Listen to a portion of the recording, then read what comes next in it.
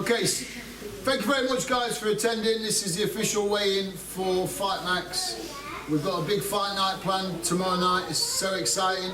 It's probably one of our most exciting fight cards we've had lined for quite a number of years, and we've held some big shows here in Newark. This is going to be topped by this fight I'm about to announce now. It's the ISKA Professional K1 Rules World Title at 63.5 kilograms.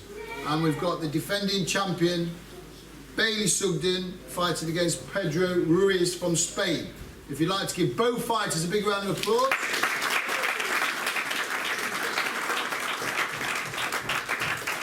So we'll have Sugden on the scales first.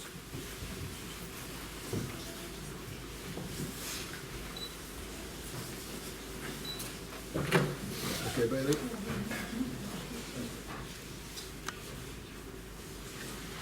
$63.5. Happy, coach?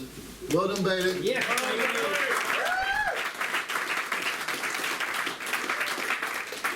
Next to the scales, we have Pedro Ruiz from Spain. Big round of applause to Pedro, please.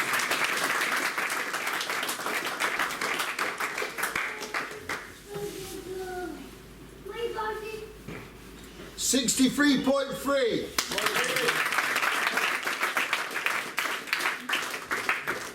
Let's face each other, boys. Yeah, you get bombs on.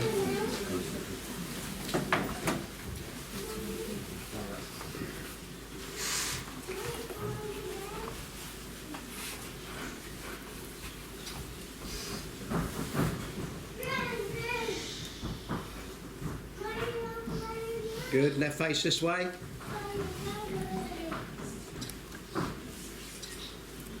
Brilliant. Yes, Hey, well done, boys. Dean Patterson and Nathan Riddle. Before we get these guys on the scales, can I just say this is for the Raymond Deckers Challenge Belt. These two guys are number 1 and number 2 in the UK at 77 kilograms. They only have 1 loss each on their record, and it's against each other. So this is the rubber match. So whoever wins this can truly say they are the better fighter. So there's a lot at stake, not just reputations, but also the Raymond Deckers belt. And it's a fitting fight for the Raymond Deckers Challenge belt. Raymond Deckers was the greatest of all time. He was the kickboxer that went all over the world and conquered Thailand, and he was the first Farang to really do that and stand out. And these two guys are going to be fighting for the vacant Raymond Deckers Challenge belt. So I'll welcome to the scales first Nathan Riddle from Powers Martial Arts.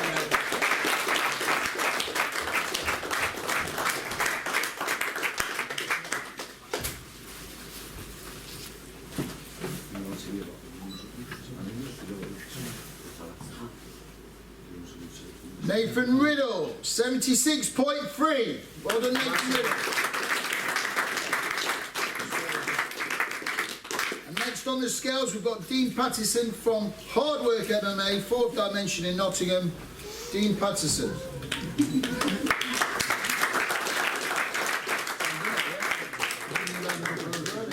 $76.7. Well done. Both big weight.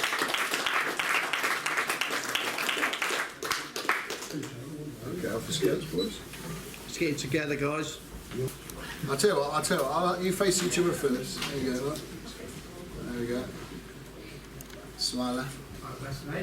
I'll face these two.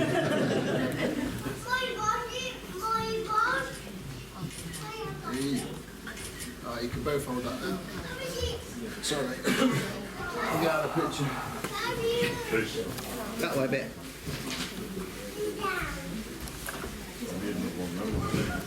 Good.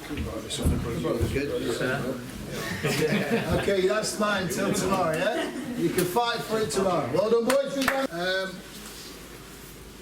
Next fight on the fight card is International Challenge Belt, Raymond Deckers Challenge Belt, and this is Reece Rowell versus Loic Noé from Switzerland, originally from Cameroon. Now these two boys both train at very, very high profile gyms, and very exciting fighters, high knockout percentage ratio. So we're in for a treat tomorrow night. It's a 5-round fight at 85 kilograms, and I'd like to invite Reece Rowell to the scales, please.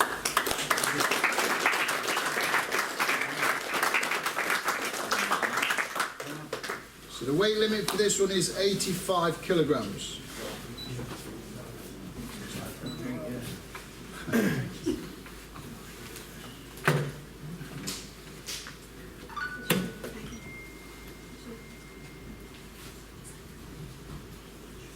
.4. So Reese will have an hour to cut that .4. We'll get the other fighter on the scales. So the next fighter to sit on the scales is Loic Nia from Gladiators Fighting Gym in Cameroon, Switzerland. Give him a big round of applause, guys.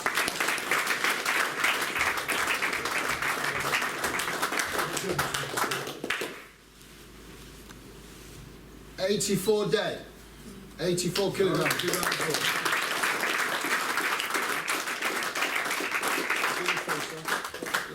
Do the face off. Go left a bit. Go left a bit. That's it. Lovely.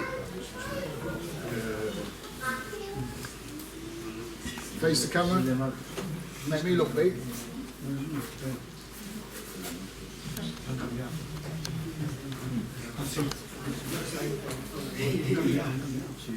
So these two fighters are fighting for the International Raymond Deckers Challenge belt tomorrow night. It's the ISKA European title fight under K1 rules. It's vacant. We have from England, fighting out of Sugden's gym in England, Chase Griffin.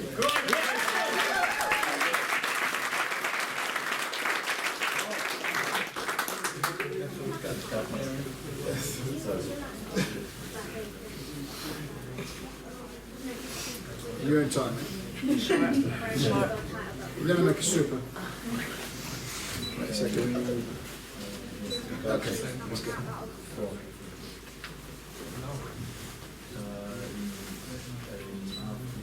57.1. Chase Griffin.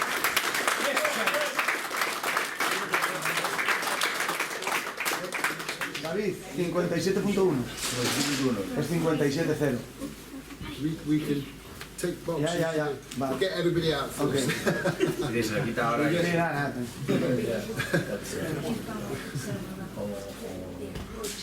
I think with the boxes.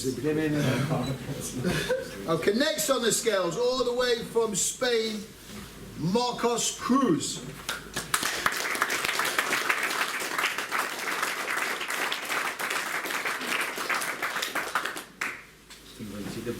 $57.3.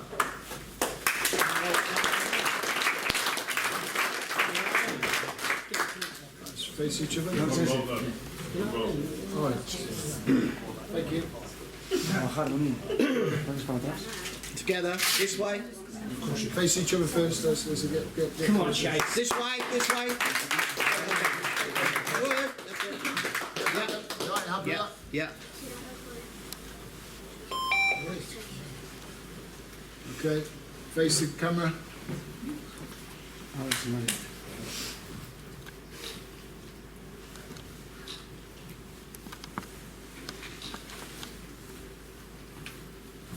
Yep. One hand each. Till tomorrow. And you can fight over it. But we have another very exciting professional contest, and it's between Jordan Waring from Powers Martial Arts in Sheffield versus Matteo Kopianko from Pride Combat Athletics in Bracknell. This is an absolute classic K1 fight over 3 3-minute rounds. This is what K1's all about. It's non-stop, full-on action, and this fight will definitely not disappoint. So I'd like to welcome to the scales first Jordan Waring.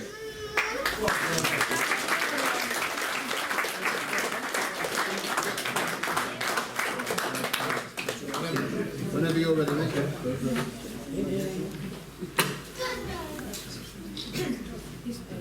It's here, all the way from Bracknell, fighting, actually only our fight card, our professional fight card. This is going to be an absolute classic fight. He's fighting Jordan Waring. We've seen Jordan get on the scales and make weight.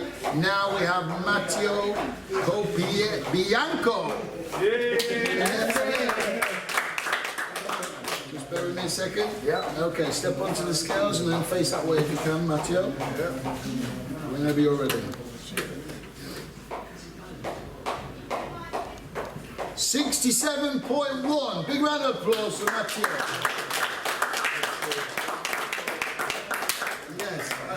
That's the hard bit. I know it's a tough fight tonight. We'll start with, and then we'll have you looking down the camera.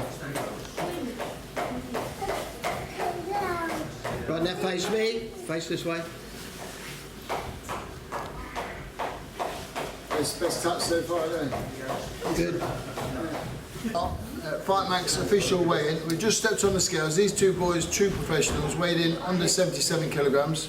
I think Nathan was 76.3, and Dean to my left, the smiling fighter, smiling assassin, I was going to call him. That's an nickname for you there, mate. 76.7. Now, all you've got to do now is eat, rehydrate. Yeah. What are you going to go and eat? I'm interested. Some chips, burgers. Pasta. Right, coach says pasta, but you obviously fancy chips and burgers. Yeah, vegan burgers. So will you have a bit of both?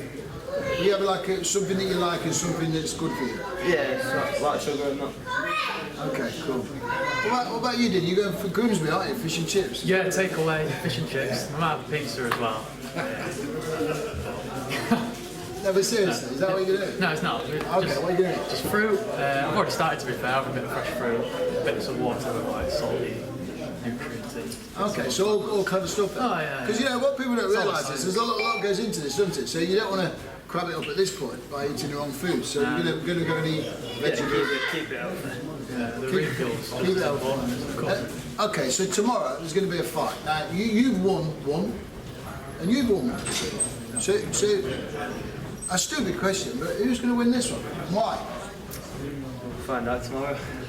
So what makes you so confident you're going to win, Nathan? Well, I won the last one. Feel like I've worked in out. I like that. Okay, that's interesting. Dino. Right, okay. No pressure because you've got a good name here, Dino. But he reckons he's worked you out. So, and he's won the last one. So what have you been doing differently, and how are you going to combat what Nathan thinks is like he's sussed you out, mate? Yeah, to his credit, that last fight, he stepped in last minute there, and I wouldn't have fought that night if Nathan didn't come in. So he beat you on no notice? Yeah, very short But notice. how much notice you had for this one? 48 hours. Right, how long you had for this one? Long time, yeah. Yeah, 8 weeks. Yeah, 8 weeks. You had a proper camp. So that should, in theory, give him an advantage, shouldn't it? Yeah. But what do you think to that? Well, Nathan's got a style which I've seen a lot of. Nathan, I think, does it the best out of everyone. Who I really think of. Yeah. But I've got answers to that style as much as Nathan thinks his way to make as well. So I think it's going to shape up to be quite a good fight. Listen, I don't think it's going to be a good fight. I think it's going to be a great fight. I mean, seriously, I'm so excited to one interview you, but I'm so excited to actually, present the winner of what is a very worthy belt. The Raymond Decker's challenge belt. I mean, what does that mean to you to sort of be fighting for the Raymond Decker's challenge belt? Yeah, obviously it's great. Obviously Raymond Decker's a big fighter, so it's impressive. Do you know? Yeah, what a name to be fighting under something like that. Because people in the kickboxing game are going to know that name. Of course it is. It is like a world title fight in itself, just to be fighting under a banner like that. So yeah, that's an honour. But to be fair, with regards to belts and stuff like that, I think to myself more about the journey of the fight game, and who's better for me to fight in the UK than Nathan. There isn't anybody, is it? To me, it's not really about the belts and all that. It's about The opposition. Yeah, it's about the opportunity and where I go from here. And Nathan is the best competition for me in the UK. So, all right, we fought twice before, but it's still going to be another good fight. Yeah, we must get this interview out because for me, this gives everybody an idea of like the flavour of the fight that we've got. We've got a few people crossing over from the boxing world coming to this fight tomorrow. Professional boxing, quite a high name professional boxer who's coming, and he's actually really interested in this fight. So that just shows you how much attention this fight has got, and he doesn't normally come to Newark, so he's coming, and he's coming to Grantham, because obviously that's where the fight night is. Grantham is, as you said, get that one in quick. But listen, I'm super excited, and I'm absolutely proud and privileged to be putting it on, so thank you for agreeing to do it, and having this rubber match on Fightmax, and I look forward to seeing the best man win. Good luck, Nathan. Enjoy the vegan burger. Enjoy the pizza and the fish and chips. Yes, we're going. Right, here we are. I'm joined here by Jordan Waring. Now, Jordan has got on the scales, he's made weight, waiting for his opponent who's stuck in traffic. Very professional fight, very professional camp. Obviously, traffic's traffic. It's a Friday as well, so Unfortunately, we've had a bit of bad weather in the UK. But anyway, on to business. Jordan's made weight. He stood right next to me now. I've known Jordan for a long, long time, and I've always been an admirer of his fighting style. He's got skills, but he also comes to fight, which is quite unusual because usually you get skills and you don't necessarily come to fight, but this kid comes to fight. Under K1 rules, that's going to make him a very difficult man to beat. Now, what do you know about your opponent, and why do you think you're going to win? I think there's probably 5, 10, 15 different ways to beat him, to be honest. There's not one, there's not two. We've got a million different ways and we've trained them all, so I'm bringing something new to this fight that you won't have seen from me. And to be honest, looking at all his last 4 or 5 fights, he's the same man. So I think we've got it figured out. We're ready for this something new, don't get me wrong, but I'm too fast, I'm too powerful. I'm way too fit for him, way too fit. I've just come back from doing a 5-rounder with Ben Longstaff. Since then, done a quick fight, knockout in the first round. But I train for every fight like I'm doing a 10-rounder, 12-rounder. And I could do 10 rounds tomorrow. So 3 rounds for me, I can go absolutely full pelt. This kid ain't gonna know what full pelt is until he gets in with me.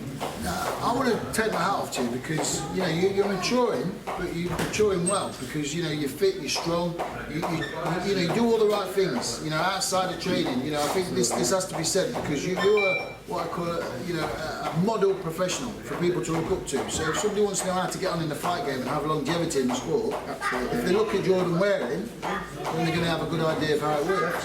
So what would you say to any aspiring fighters that want to be, you know, K1, professional fighter like yourself? Don't do your fights and then think that you can have an holiday afterwards. It isn't like that. This fight game is for life. It's like any sport, in my opinion. You've got to train, have your fight, get straight back to camp. Have your breaks, yeah, you've earned it, but get straight back to camp. Don't think that you can flip-flop between camps. What you're going to do there is go down and go back to where you were. You want to be improving between your fights, not just treat your fight camp like an 8-week training camp. It isn't like that. I train probably a day after, 2 days after I've finished this fight, I'll be back in the gym. Injuries or not, you can work around it, doesn't matter what it is. If you've got to change your stance, change your stance. If you've only got one arm, use your other one. That's what it's all about. I think that's great advice because I always say in here, after a weekend of fighting, whether it be boxing or kickboxing, we work on exactly what we need to get better at, and it's fresh. You know, straight after a fight, it's fresh. Yeah, it's the best time to work on it. 100%. You can only really dissect a fight or a performance while it's fresh in your mind. You can't come away 3 weeks later and start thinking about what you're doing wrong.